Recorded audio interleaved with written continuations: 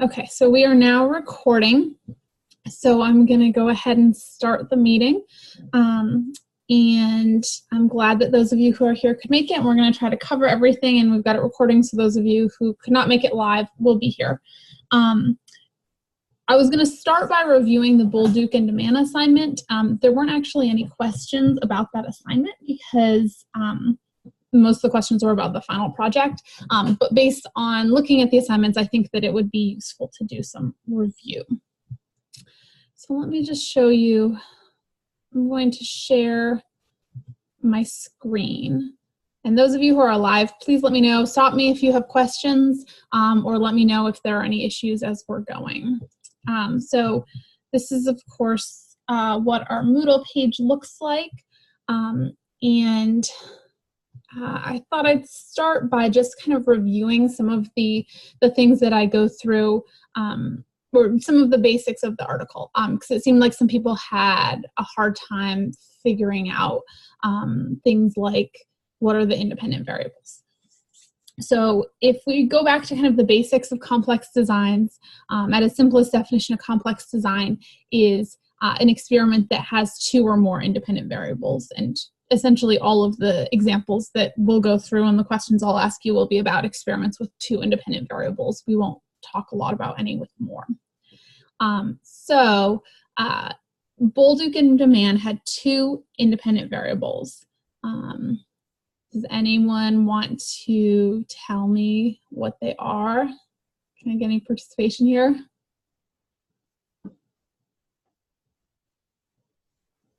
So we've got program and school were the two independent variables. Remember that an independent variable is something that we manipulate or change to see how it affects the dependent variable. So when we talk about an experiment with multiple independent variables, there are two things that are completely separate. And so each independent variable in the Bolduc and Demand design had two levels. So for school, kids were either in elementary school or high school. So that school is one independent variable with two levels. The other independent variable was program, and they were either in an alternative learning program or a regular learning program. So that means that the Bolduc and Demand was a 2-by-2 design. The first independent variable has two levels. The second independent variable also has two levels. A lot of incorrect answers that I got when I asked you what the two independent variables were, you gave me the two levels of one. So for example, some people said the two independent variables were alternative and regular program. Those are actually two levels of the same independent variable. Any questions on that so far? So this is kind of a basic thing. You need to be able to look at an experiment and say, okay, what did we manipulate? And or what are the two things that were manipulated or the two things that we grouped people by? And in this case, it was program and school, and then the levels of school were elementary and high school, and the levels of program were alternative and regular. Now, what you can see in this design is that a 2-by-2 design gives us 4 different conditions. So we had kids who were in elementary school in the alternative program, we had kids in elementary school in the regular program, kids in high school in the alternative program, and kids in high school in the regular program. So those are our 4 different groups. Another thing that people seem to struggle with is the distinctions between independent groups and repeated measures designs. Independent groups, it has nothing to do with independent variables. A lot of people said, well, it's because it's the independent variable, it's independent groups. No. When we're looking at independent groups versus repeated measures designs, we're looking at, did each participant participate in multiple levels of one independent variable. Now, in this experiment, if you actually go back and look at the summary of the method, so this is the PDF that I posted for you. If we look at the method section, if we look at the participants, it says elementary school participants were 20 candidates in the alternative program and 46 who were in the regular program. High school participants were 43 in the alternative and 74 in the regular. So what this tells me is that kids were either in elementary school and high school, or high school, excuse me. It wasn't a longitudinal study. They didn't take the same kids and follow them from elementary school to high school and measure them in both elementary and high school. That would be repeated measures. It was different kids in elementary and high school. So school is an independent groups. There are different groups at each level. The same thing when we look at the participants, it's telling us essentially the same thing for program. There were 20 kids who were in the alternative program, 46 in the regular program in elementary school, and then they also separated them out in high school. So this tells us that it's different kids in the alternative versus the regular program, which tells us that it's independent groups. Kids aren't in both regular and alternative programs. They're either in one or the other. Independent groups, different groups. Okay, so we have a 2x2 design that has independent groups. Are there any questions on the basic design and identifying the independent variables?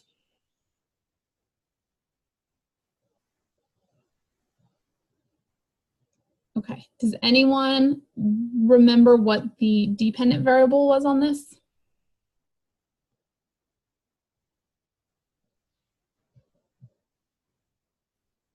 All right, so the dependent variable was self-esteem.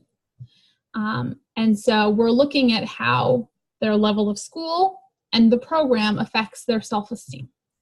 And so remember that with a complex design, there's two different kinds of effects we can get. There are the main effects, which are the overall effects of an independent variable, regardless of the other one.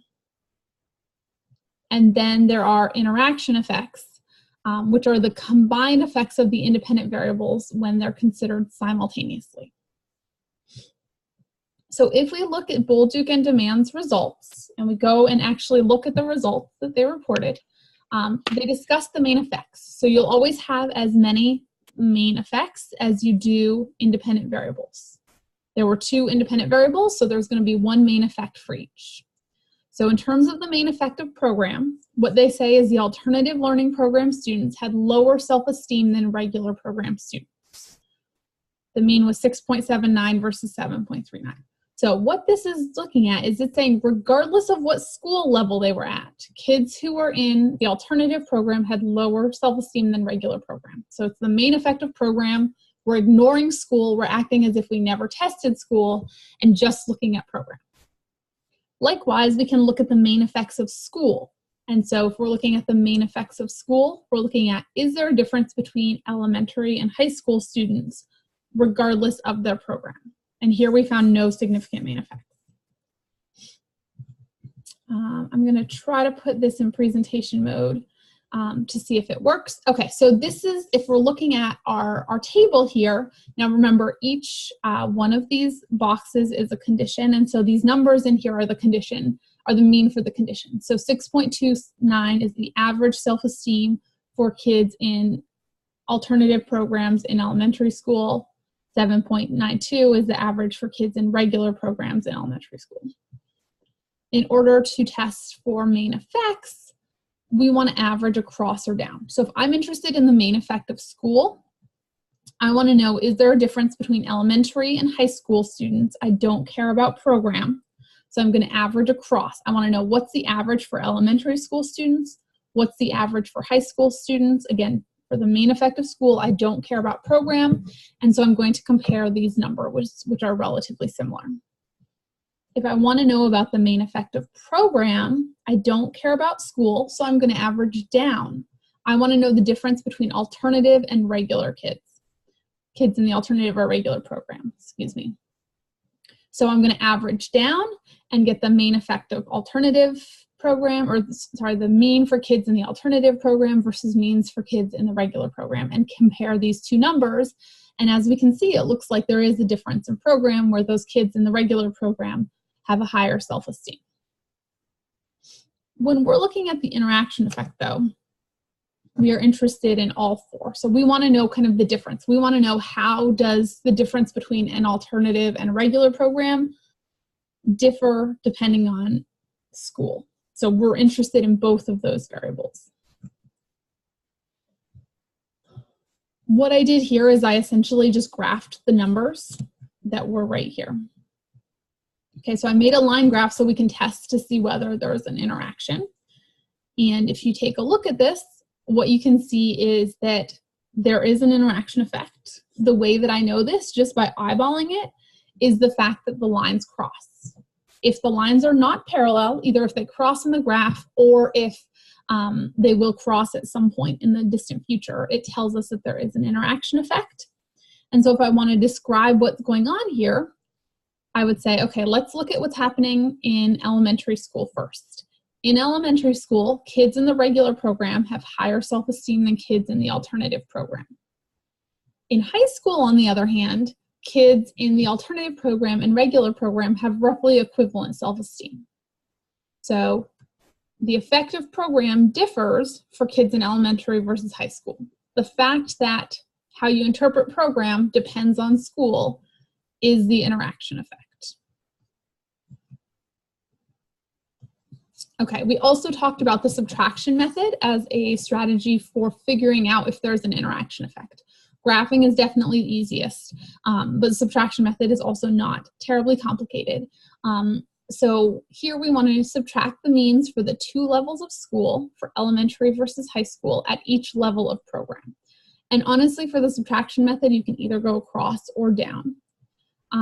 So I think for this example, I went down. So I looked at the difference between elementary and high school for alternative and the difference between elementary and high school for regular. And what I can see is that these 2 numbers are not the same. Essentially, it doesn't matter what the numbers are. If they are the same, it means there's no interaction effect. And if they're different, it means there is an interaction effect. So that's another strategy for testing for interaction effects. The graphing is the easiest one. It also helps you kind of depict what is going on. It helps you understand what is going on better. Are there any questions at this time about Bolduc demand?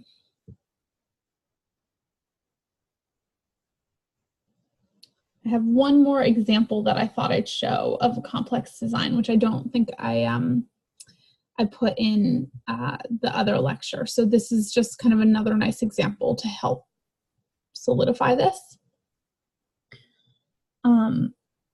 I'd encourage you to make sure that you understand these and go back once you've kind of watched this lecture, feel like you understand the assignment a little bit better, go back to the stretching exercises that I gave you last week and try them again. And make sure you really understand what the answers are and why.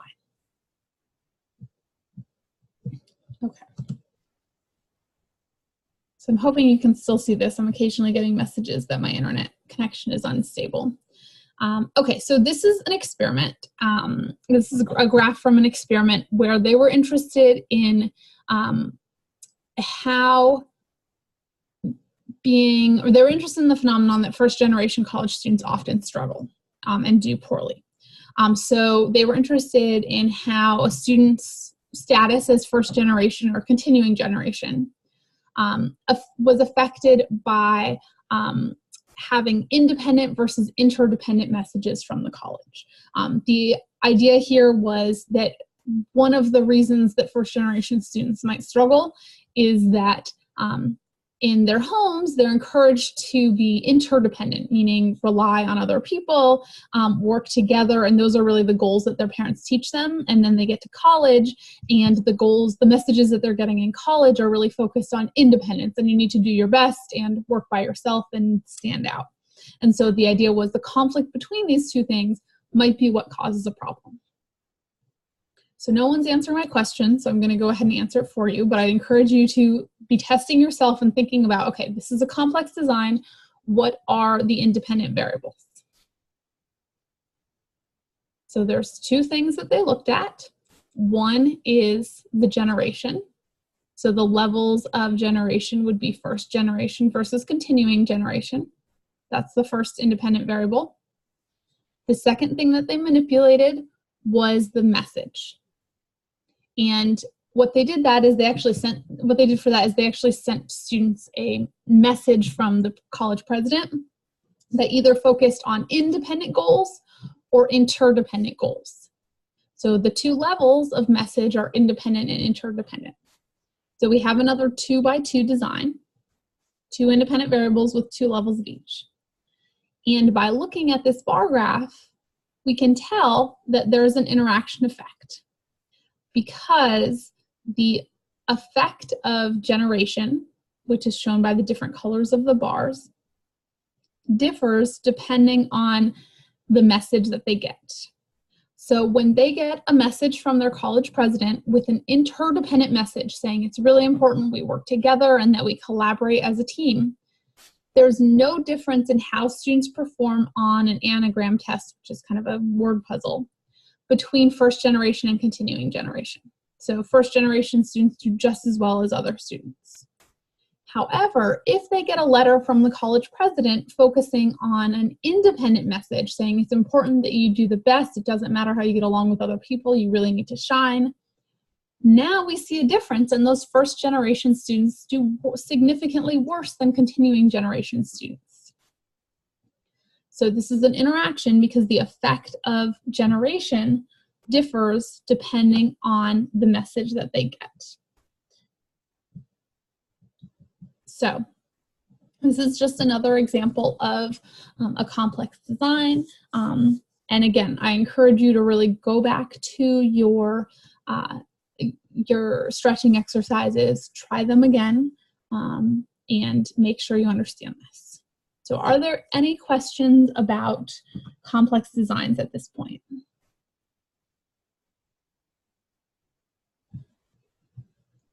Okay, so I'm going to go ahead and stop this. And most of the questions that people posted had to do with the final project. So I want to make sure that I address them all and cover any additional questions. I haven't posted it yet, but this week or next week, I'm going to record a video that walks you step by step through what needs to go in your results and discussion sections. So I know I haven't provided a ton of guidance on those yet, but I will give that to you. You won't turn in a draft of those sections until your final paper. So if you have questions, feel free to ask me, but just kind of be aware that you have a couple of weeks but to be working on those, but you should be working on those, and let me know if you have questions. But yes, I will provide more guidance for that. And in the video, I will also try to include an example that should help you with how to structure the rest of your paper and what goes into that. I also got a couple of questions about APA formatting and APA style. I just want to point you to, this is our Moodle page, and just in the general section at the very top, I have several APA resources for you. So we already had a chapter on APA style, so you should have that. You should look back at your textbook for guidance. But first of all, I have a full example of an APA paper. It looks like this. It's actually annotated with specific details of what needs to go where. The full page. So this is a nice example to use as a guide, and this is essentially a full empirical paper. So make sure you look at that. And this actually also has, so you can see how your references should be formatted. And this also has an example of appendices as well. So I had several people ask about that. I'll cover those more in a minute, but just as a note, that example paper does have appendices. Okay. I also have a PowerPoint with APA guidance. I think that's the same one as the lecture that I gave you, or the one that I posted under our APA section, but you have that in multiple formats. So lots of good examples there.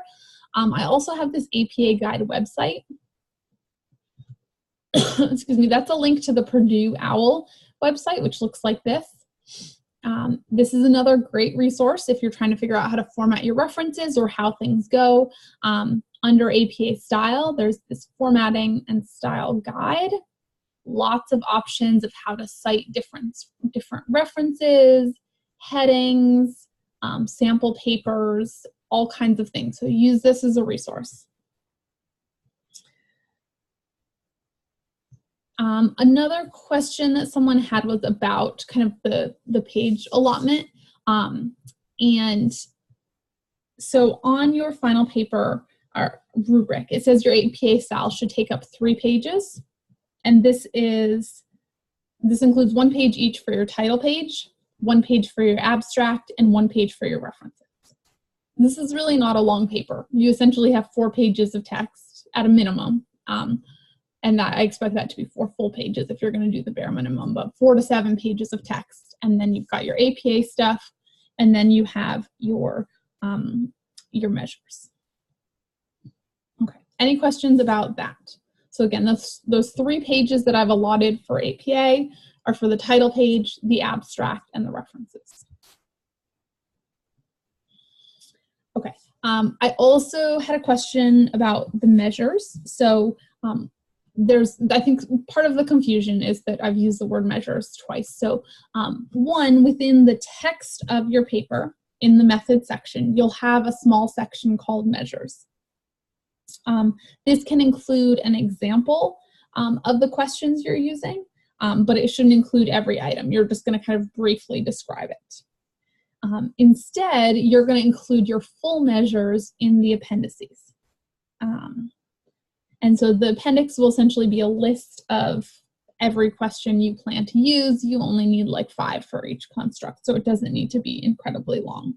And in the appendix, it can actually look the way you envision your participants seeing it. So when you talk about measures in the text of your paper, within the method section, it's going to be a paragraph. Here's, I used a questionnaire with 5 items to assess self-esteem. An example would be, I feel good about myself. That's what you're going to say about your measures in your paper. In your appendix, you're actually going to list, here are the 5 items that I used to assess self-esteem, X, Y, and Z. Okay. And, okay, so, and then the last question is kind of related because it's about the appendices. And I haven't given you a ton of detail on the appendices. And I probably honestly won't post an example specifically for this class, but you do have an example in the APA example paper. It does include an appendix. And it's really pretty straightforward. All I want is basically what your participants would see if they were taking your survey. You'd label it as the appendix, and you can see in this example, it doesn't have to be single-spaced or double-spaced. It doesn't have all of the traditional requirements. What I want to make sure you include, though, is label it as your appendix. You need to tell me what construct it is assessing, and then the response scale. So this is assessing self-esteem. People are answering on a scale of 1 to 5, from strongly disagree to strongly agree, and then just list the questions as your participant would see it. If you have more than one construct that you're assessing with the questionnaire, you can either put it in the same appendix, just say measures of self-esteem and measures of happiness, or whatever your other construct is. Or you can make a separate appendix and label them A and B. It doesn't really matter either way. Okay. Are there any questions, other questions that have come up on your final paper?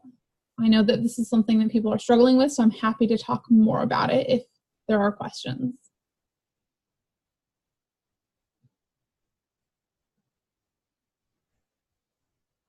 All right, and again, if you have individual questions, please contact me. I'm happy to meet. We can meet via Zoom, we can meet in person, we can email about your issues, but you need to contact me. But I'm happy to discuss more if you have specific questions to you.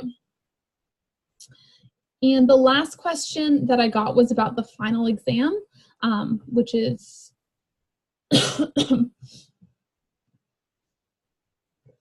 which will happen during exam week. It is, and I think you can click on it and see this description. You can't take it yet. But it is 100 or 80 multiple choice questions. It's all multiple choice. You'll have 100 minutes to take it. Unlike your chapter tests, you can't select multiple answers. It'll open on the Monday of exam week at 8 a.m. and close on Wednesday, December 5th at 11:55 p.m. So you have 3 days to take it. It's optional, which means you don't have to take it at all if you're happy with your grade.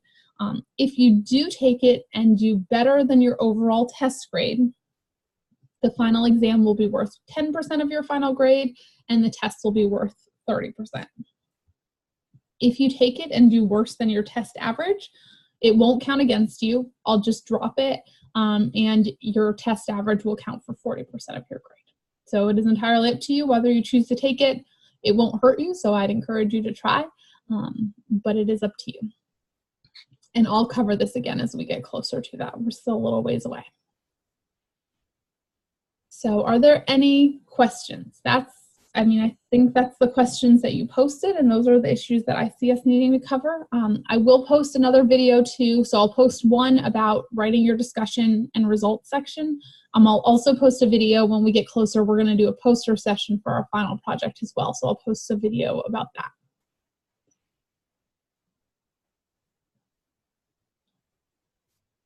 Okay. Any other questions? So again, please email me if you have questions or concerns. I think that's all that we need to cover. So if there's nothing else, then we will call it good. I will post this online so that people who were not able to attend live will be able to see it as well. So have a great day, and I will be in touch via email.